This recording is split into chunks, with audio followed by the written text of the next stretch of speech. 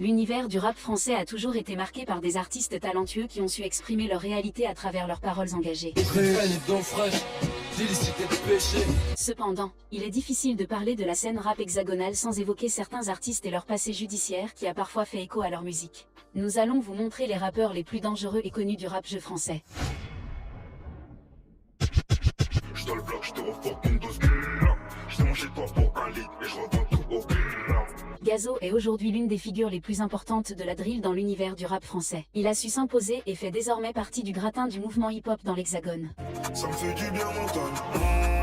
Ibrahima Diakité de son nom à l'état civil est né le 5 août 1994 à Châteauroux en France. Mais bon, si vous voulez savoir la carrière et sa fortune, checkez une vidéo que j'ai réalisée sur lui. Vas-y, répète-le. Non, je peux pas, j'ai pas le temps, j'ai rien à faire. Ce qui nous intéresse, c'est le passé criminel du rappeur. Et on peut dire qu'il a commencé depuis son plus jeune âge. Impressionnant casier judiciaire.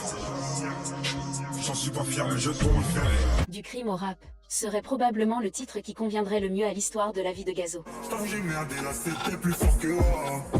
Le natif de Châteauroux n'a pas élu une vie facile. Les déboires de celui qui deviendra le prince de la drill ont commencé à 11 ans. Une dernière perquisition, mes parents n'en pouvaient plus de moi. C'est déjà une mère à la rue, directement ma mère. C'est à cet âge que le rappeur sera placé en foyer éducatif. Il sera baladé entre ce dernier et des familles d'accueil. Beaucoup de foyers quand j'étais petit.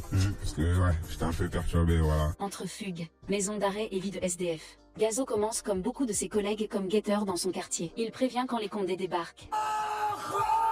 Le même cri, traduction, des policiers entrent dans le quartier. De plus, le G est l'auteur de bon nombre de braquages et de vols de voitures pour le gang de sa cité. Non, tu vois pas, on agresse, qui savent que la maladie ne diminue pas. Jusqu'à devenir charbonneur, dans un des points de vente. La plupart on est gloqués. Après 2 séjours en prison, Gazo trouvera la formule magique pour quitter cette sombre existence en se concentrant sur sa musique. Entre-temps, il a créé son propre gang, le Malagangs. Je connais la malagang, tous tes gars c'est que des lâches. Beaucoup pensent que c'est juste un groupe de potes qui aiment frimer. En plus, il a son pétain sur les collègues, frère. Quoi? Non! Hey, non! Mais le Malagans est relié à des sombres affaires de vente de drogue à l'échelle internationale. Hey, je suis entouré de tueurs et de dealers de drogue. Déjà que un de ses membres, qui est aussi l'assistant du rappeur Gazo nommé Bara, a été condamné à 2 ans de prison pour trafic de cocaïne entre les 2 continents. Dénoncé par une mule, Bara a été arrêté à l'aéroport, soupçonné de faire du troc de cocaïne contre du cannabis entre la région parisienne et les Antilles. Le crime fait dans les villes du 9 c'est tout. Face à face, me dire parfois y a pas de yeux doux. Booba dépasse les frontières du rap français grâce à un talent textuel inédit et à un pragmatisme décomplexé. Talentueux mais tu seras jamais dans ma peau. Mais faut pas trop chercher le duc. Si aujourd'hui ses problèmes judiciaires se résument à son combat contre les influx voleurs et sa mise en examen pour harcèlement à l'encontre de Magali Berda. Que le COP n'arrête pas de désigner comme la marraine des influenceurs escrocs. Booba est un vrai OG, talentueux et dangereux. En 1996 et avec l'acte de naissance de son groupe avec Ali, Lunatic allume l'ambition de Booba de devenir un des piliers du rap français. Mais il est arrêté quelques mois plus tard pour le braquage d'un taxi. On bat qu'on sait faire que ça. On repartira avec leur argent, leur sang, leur peu ça. Un proche de l'époque raconte. Un de ses potes avait besoin d'argent. Sur un coup de tête, ils ont décidé de se faire un taxi pour récupérer sa caisse. Ils l'ont violemment frappé le chauffeur avec la crosse de leur flingue. Et tu regrettes ou tu t'en fous? Je regrette de m'être fait attraper mais bon... Booba prend cher. Il est condamné à 4 ans de prison. Au bout de 18 mois, Booba retrouve la liberté conditionnelle avec les joues pleines de textes. Sinon dans ma cellule, je fais des pompes, j'écris des textes. Et sur les murs, c'est des photos. Et sort l'album Mauvais Oeil avec Lunatic, qui devient le premier album de rap français produit en indépendant à décrocher un disque d'or, en 2002. Et après le succès immense de son premier album solo Temps Mort, écrit entièrement pendant son incarcération pour le braquage de taxi.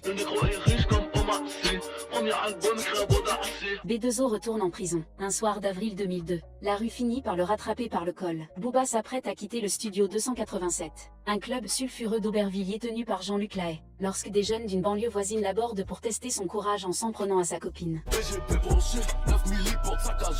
Une fusillade éclate devant la boîte et le rappeur s'enfuit à bord de sa Mercedes criblée de balles. Sur le parking, un garçon de 20 ans s'écroule, gravement touché à l'abdomen. Certains témoins accusent la star du rap d'avoir tiré.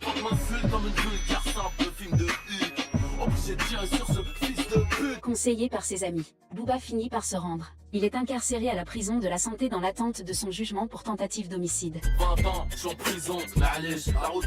3 mois plus tard et avec l'aide d'un des meilleurs avocats, la star est soulagée. Mais en avril 2003, Booba est une nouvelle fois incarcéré à la maison d'arrêt de Nanterre après un contrôle policier à bord d'une voiture volée. Putain de son nom dans le coffre, plus de place pour y mettre un négro.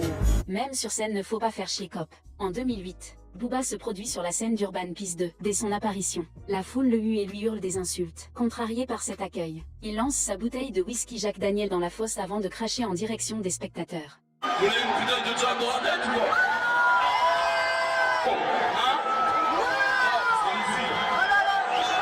Quand Beto clash d'autres rappeurs dans sa musique, ce n'est pas pour faire un album commun après, c'est réel gros. Comme en 2013, Booba publie une vidéo issue des caméras de surveillance de son hôtel à Miami où on le voit affronter un homme appartenant à l'entourage du rappeur La Fouine. Les images montrent ensuite Booba en venir aux mains avec La Fouine sur le parvis de l'établissement avant qu'il ne soit séparé par la sécurité. Après le clash aussi avec Caris, le duc ne s'est pas arrêté qu'à la musique. Si tu cherches le check, tu demandes à Caris. En août 2018, une bagarre entre une dizaine de personnes, dont Booba et Caris, entraîne la fermeture temporaire du hall 1 de l'aéroport de Paris-Orly. Est-ce que vous regrettez la bagarre d'Orly? Non, même j'arrête de pas l'avoir massacré, parce qu'il courait vite. La rixe fait des blessés légers, retarde plusieurs vols et provoque pour 50 000 € de casse. Ah, un clash dans le rap? Ouais, ça t'intéresse pas? Non. Pourquoi? Ouais, non. On va faire le frapper, moi. Ces bouffons voulaient me ken. Ils voudraient que les keufs me prennent. Les polices de France et de Navarre connaissaient déjà Karim Zenou avant qu'il ne devienne la crime. Je voulais voir le monde, donc j'ai volé. Cet artiste qui figure aujourd'hui dans le top des ventes d'albums, toutes catégories confondues, grâce à des opus au titre évocateur comme Corleone. J'ai 18 ans, j'habite à Fleury. La nuit je parle pas du détroit. D'abord petit dealer au pied d'une tour, dès l'âge de 12 ans, le bonhomme prend du grade et gravit les échelons, jusqu'à être fiché au grand banditisme. Mon ami, j'ai l'expérience.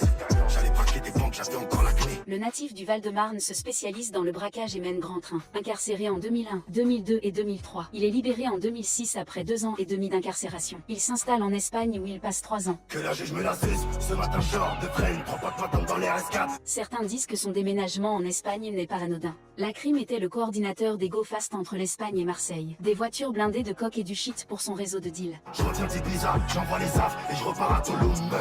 En 2009, la crime retourne à Marseille et débute sa carrière phénoménale. Mais même au sommet de sa gloire, les soucis judiciaires n'ont pas fini. Placard, vacances, terrain, placard. Un mandat d'arrêt a été décerné en 2015 par le tribunal contre le rappeur, condamné à 3 ans de prison pour l'usage d'une Kalachnikov à la suite de la découverte d'un dépôt d'armes en janvier 2013, dans un appartement des quartiers nord où était également installé un laboratoire de conditionnement de cocaïne. Nique sa rhum, on aime le danger. Un labo qui appartient à des caïds du néobanditisme de cité et jeunes membres du banditisme corse. La crime avait laissé ses empreintes papillaires sur 2 chargeurs de Kalachnikov retrouvés dans le stock d'armes. L'artiste ne se laisse pas faire. Il s'enfuit et passe sa cavale entre l'Espagne et le Maroc, avant de rejoindre clandestinement l'Algérie. C'est un truc de fou, j'ai dû faire, je sais pas moi, 15 000 km, 20 000 km en 4 mois, mais en tout. Il y avait peut-être 300 mètres de terre, tu vois. Après près de 5 mois, la crime souhaite se rendre à la police. Il dit être fatigué et avoir perdu 10 kg durant sa fuite. Déjà, je veux savoir là, dans quel état d'esprit t'es. Je suis fatigué. Ouais. Mentalement, physiquement, moralement, tout ça.